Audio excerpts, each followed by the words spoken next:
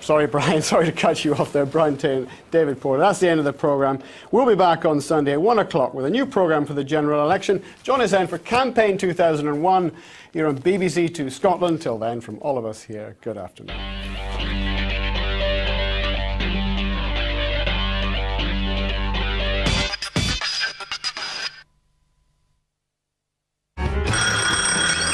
There's a new digital service. It's called BBC Texts. You can access the information you want surprisingly easily, while still watching your favourite programme. I'm going out for a paper. You can get up-to-minute news from the BBC, use the shortcuts to get to the latest sports results,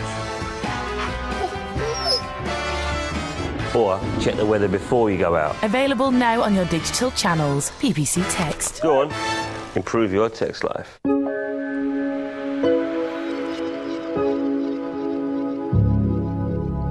Now on BBC Two Scotland, Reporting Scotland with Jackie Bird. Good afternoon.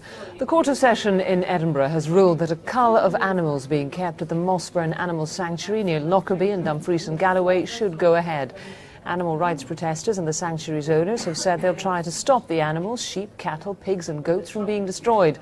The sanctuary owner, Juanita Wilson, has described the court's decision as disgusting. Opinion, the Scottish justice system has let me down. I now do not have a right as a free human being to keep healthy animals. I seriously think we have turned into a banana republic. They have just about admitted in court today that they have a scorched earth policy. This is totally illegal. The 1981 Animal Health Act was not written or did not give provision for a scorched earth policy. Grampian police have discovered a skeleton in the back garden of a flat at Buckie where a human skull was found last week. The skeleton and remnants of clothing were found near to where the skull was unearthed. Detectives investigating the find have renewed their appeal for information about Michael Monroe, who'd stayed at the Buckie flat and was later reported missing. There have been bitter exchanges at Holyrood over the cost of the new Parliament building. Ministers have been accused by the Tories, the SNP and some Liberal Democrats of deceiving the public for years. But a motion calling on the cost to be fixed at £195 million is likely to be heavily defeated. This was politics at its rumbustiest best. The Conservatives were out to nail Labour over what they said was a misbegotten project. David McCletchie said the new Holyrood building would be a monument to the political egos of the architects of devolution. Quoting a book out today from the architecture writer David Black, he said the cost would rise to £300 million, money that could have been spent on schools and hospitals. But the convener of the Progress Group overseeing the project, Labour's John Hume Robertson, said the Conservatives should stop gurning and reconcile themselves to devolution. He went on to say that £195 million was still the target budget, but he warned that building costs in Edinburgh were rising at 10% a year. The SNP's Mike Russell said the whole Holyrood project had been a farce, but we now had to make the best of a bad job. Within the past hour, a court in Italy has decided that an Aberdeen engineer and 8 others are to face charges following a boating accident on Lake Garda 3 years ago.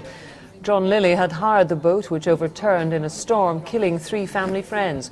A judge in the northern Italian town of Brescia has decided that Mr. Lilly, the boat's owners, and 6 police officers should stand trial later this year.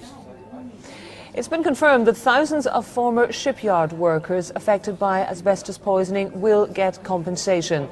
The workers and their families has been told that they wouldn't receive any money after the company they were insured with went bust, but now they will. That's it from us for now. Goodbye. Good afternoon to you. After last night's thunderstorms, I don't think we're going to have quite so many tonight. Friday's forecast gives us a lot of dry weather, but some of the showers developing in southern and eastern Wales, as well as up towards Northern Ireland, could be heavy and thundery, and a warm day everywhere. Bye for now.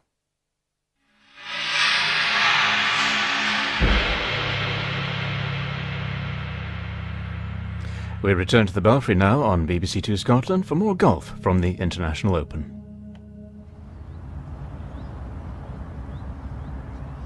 Used to be a big tree on the front left of the screen as we look back.